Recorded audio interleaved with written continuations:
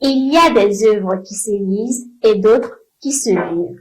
L'homme seul de Joël Ouédraogo fait partie de ceux-là. Un récit bouleversant, plongé dans la solitude, la survie et la tragédie.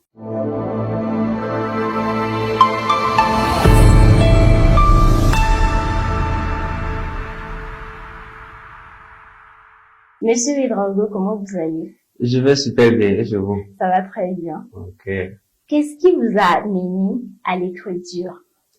D'abord, il faut dire que avant d'écrire, je suis un fervent lecteur. D'accord. Voilà, je lis beaucoup les livres et il en va de soi que quand tu lis beaucoup, à un moment donné, tu voudras essayer de poser sur un papier ce que tu as en tête.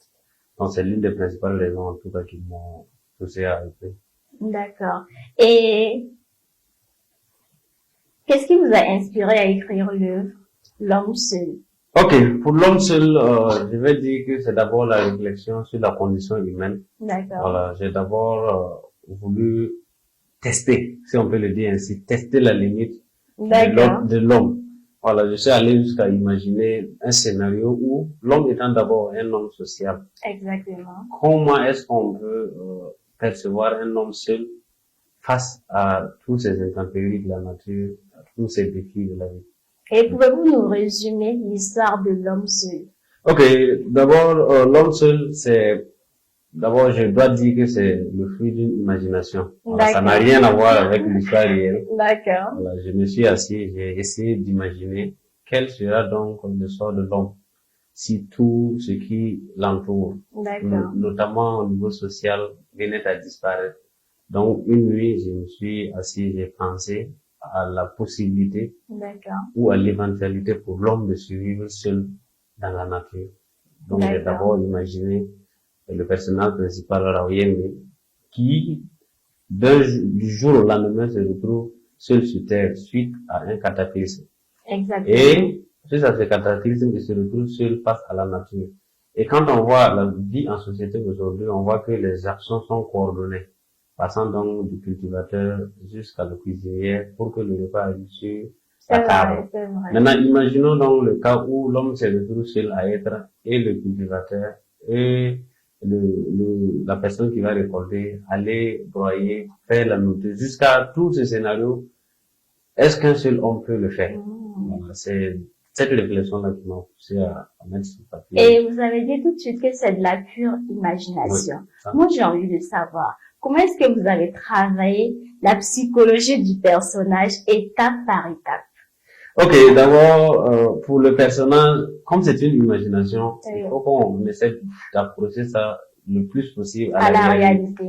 Et d'abord, vous allez voir que dans un premier temps, c'est comme nous, les hommes en société. Si tu es fait face à un problème, d'abord, dans les premiers instants, tu ne te rends pas compte du problème. Je prends l'exemple, quelqu'un qui perd son papa, par exemple. Dans les premiers instants, les 30, 45, disons la première journée, il ne va pas se rendre compte du problème dans lequel il est. C'est la même chose pour Raouyé. Dans un premier temps, quand tout s'est chamboulé, il s'est dit, bon, ok, c'est arrivé, peut-être qu'il y a forcément des survivants quelque part. Donc, il va faire avec, et voilà pourquoi il a commencé sa marche pour essayer de trouver vers d'autres contrées, se retourner vers d'autres contrées, pour voir s'il va trouver des survivants. Et le temps passe, il se rend compte que il se pourrait qu'il soit le seul être vivant. Donc, immédiatement, c'est la prise de conscience qui va venir. Voilà, il prend conscience maintenant que bon, je suis seul, j'accepte cette réalité, maintenant, je vais faire face au défi. D'accord. Ok. Et dans le chapitre sur le poids du silence, le silence devient comme un personnage oppressant. Le silence même est comme un personnage, en fait. Pourquoi avoir pris cet exemple-là? Ok, pour ce qui est du silence, parce que quand on imagine l'homme en société, nous voyons le brouhaha et tout ce qui va avec. C'est vrai. Maintenant, quand l'homme est seul, on voit que l'accompagnant immédiat de la solitude, c'est le silence. Et le silence devient comme un personnage qui va même parler à Royende. Parce que quand il parle seul, en réalité, il parle au silence. Et voilà pourquoi vous avez l'impression que le silence est un personnage. D'accord. Et tout au long du récit, la nature est à la fois cruel et essentiel à la survie de Rawanyende. Qu'est-ce que vous voulez nous faire comprendre par là? Ok, je vais d'abord souligner ici que c'est une bipolarisation.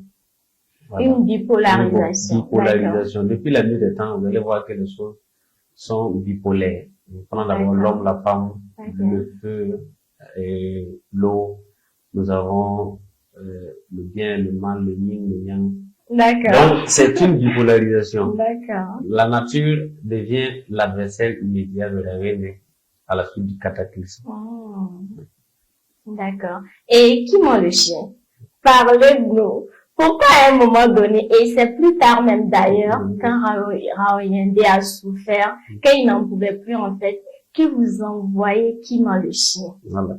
Kima le chien, c'est un personnage qui est venu comme dans mon imagination, une lueur d'espoir. Et pourquoi un chien? Voilà. Et pas un humain? Pourquoi un chien? Je vois que le chien est l'un des animaux, sinon même l'animal le plus proche de l'homme. D'accord. Voilà pourquoi j'ai choisi le chien. D'accord. Et Rawanyende meurt seul. Je n'ai pas compris ça. Pourquoi il fait aussi tragique pour un personnage qui se battait en fait, qui faisait de son mieux, tout son possible pour s'en sortir. Ok, c'est pour démontrer ici que pour la vie en société et la survie en société, il nous faut notre prochain. Voilà, l'homme vit en société, oui, parce qu'il y a son prochain. Voilà, et dans cette imagination, il n'est pas concevable qu'un Rawanyende n'avait aucune issue de secours. Il ne pouvait pas se dire parce qu'il est seul. Voilà, c'est pour démontrer que cette vie en société requiert donc la présence de l'autre, non pas seulement pour le dialogue, mais aussi pour la prise en charge. Vous allez voir que c'est un simple palier qui l'a tué. Voilà, quand on parle par exemple de la vie en société, il y a des actions que tu peux faire toi-même. Par exemple, te lever, te laver. Mais quand on vient à la maladie, il faut que quelqu'un d'autre te soigne. Et Rawanyende était seul. Qui va le soigner? Malheureusement, Kima aussi n'était pas un humain. Kima aussi est un chien. Il est là juste pour combler le déficit émotionnel de Rawanyende. C'est ça. Et quand Rawanyende meurt et que Kima s'en va, c'est quoi le message derrière en fait? C'est pour dire que, en fait, le chien aussi, à son tour, avait un compagnon. Parce que Rawanyende, le Kima n'était pas seulement le compagnon de Rawanyende. Okay. Rawanyende aussi était le compagnon de Kima. Okay. Voilà, parce que après le cataclysme, lui aussi s'est retrouvé seul. Et quand il a vu, disons, son maître, il a retrouvé l'espoir. Enfin, quelqu'un qui est là, qui le comprend, et ils partagent tout ensemble. Mais quand Kima décède, et quand Rawanyende, décède, Kima se rend compte que, bon, ça ne sert, voilà, il est seul, il est obligé de, lui aussi, il a entamé la même marche que Rawanyende au début quand le cataclysme était venu. Il s'en va vers d'autres contrées, dans l'espoir de trouver quelqu'un d'autre. Et moi, j'ai envie de vous poser une question un peu personnelle. Quand on perd tout, quand on n'a plus rien, quand tout s'écroule en fait, qu'est-ce qui nous reste? Qu'est-ce qui fait qu'on se sent encore en tant qu'humain? Ok, ça, je dois donner deux réponses. La première partie, quand on perd tout, avec tout ce que nous possédons, et on a toujours la vie, ce qui nous reste, c'est notre environnement. Vous allez voir que quand Rawanyende a tout perdu, il a perdu ses frères, ses sœurs, sa famille, toute la communauté. Il s'est retrouvé seul face à la nature. Ce qui lui reste, c'est les arbres. Ce qui lui reste, c'est la nature, c'est l'eau, c'est les roches. Et la nature, voilà. Le rendait souvent malade. La nature, oui, c'est le rôle de la nature. La nature, soit nous blesse, soit nous guide. C'est ça. Et la deuxième réponse, quand on a tout perdu, y compris la vie, ce qui nous reste, c'est notre passé. Ce qui nous reste, c'est notre histoire. Vous allez voir que Rawanyende, juste avant de mourir même, il a grouillé quelques écritures sur le tronc d'un arbre, juste pour laisser des traces de son existence. Au cas où, dans un futur lointain ou proche, s'il y a une vie qui venait à venir, qu'il puisse encore se rendre compte que jadis quelqu'un qui s'appelait Rawanyende a subi. Donc l'homme, depuis la nuit des temps, même nous en tant que parents, l'une des raisons pour lesquelles les hommes aussi font des enfants, ça c'est ma pensée personnelle, c'est pour pouvoir laisser une trace sur terre.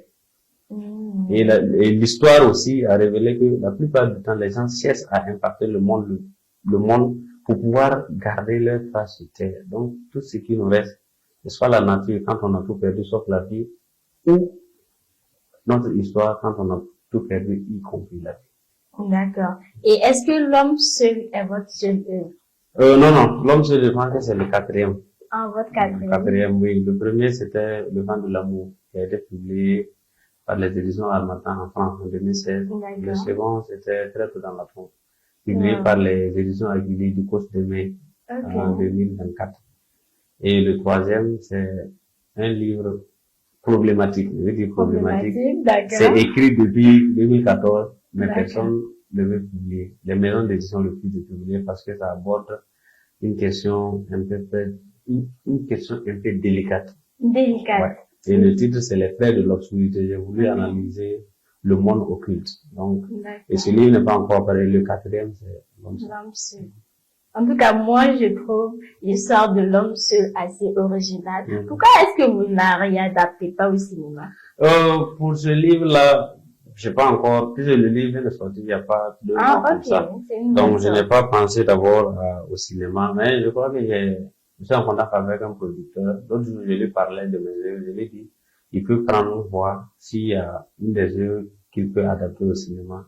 Ça ferait vraiment encore plaisir. En tout cas, moi, je vous conseille de lui présenter cette œuvre-là. C'est une œuvre, en fait, tu t'es dit, le monsieur, l'auteur, il est tellement fort dans sa description des choses, dans sa façon de présenter cette imagination-là, qu'on pense peut-être même que c'est la réalité à la fin. Bon, vu que vous avez aimé, j'espère que tous les lecteurs vont aimer aussi. Non, ils vont sûrement aimer. Et où est-ce qu'on peut trouver l'œuvre? Ok, pour le livre, actuellement, j'ai un dépôt au niveau de la librairie Diakfa. Voilà, en plus avec moi-même l'auteur. Je compte aussi faire des dépôts au niveau de Harmattan Burkina et la librairie de la jeunesse. D'accord. Vous dites qu'on peut retrouver l'œuvre avec vous également. Est-ce que vous pouvez laisser un contact? Oui, pour le contact, c'est le 71 80 85 30. Il y a aussi un autre WhatsApp, 69 26 60 99. D'accord. Monsieur Ouédraogo, est-ce que vous avez un dernier mot? Oui, j'ai un dernier mot, puisque récemment, la semaine dernière, je suis allé postuler pour le premier, pour la catégorie du prix roman.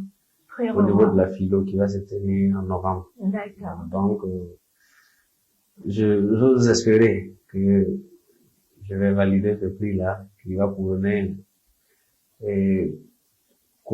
cette plume, et c'est une fierté aussi de pouvoir servir la nation avec des œuvres. Et aussi, je voudrais inviter toute la jeunesse à lire. La chose la plus dramatique pour nous, les écrivains burkinabés, c'est que les gens ne veulent pas lire. Et quand les gens ne lisent pas, bon, vous avez beau réfléchir, envoyer une œuvre.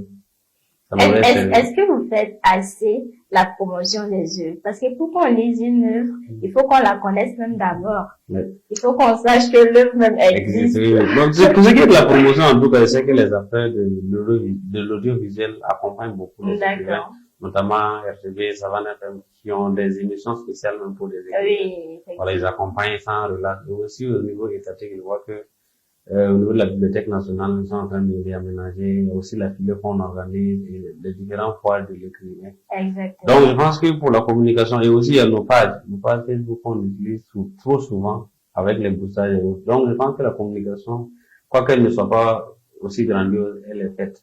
Maintenant, le problème, c'est la lecture. Même autour de nous, vous allez voir, tu proposes ton livre à quelqu'un, il dit non, c'est trop cher, c'est trop 5 000. Alors que la même personne va aller le soir servir 2 poulets. Donc, ce qui est dramatique, les gens préfèrent plus mettre quelque chose dans leur ventre que dans la tête. Alors que Victor Hugo a dit que la lecture, c'est comme manger et respirer. Tu ne peux pas supprimer ces deux-là, si tu veux survivre. Et l'esprit qui ne s'aiguise pas va mourir, forcément.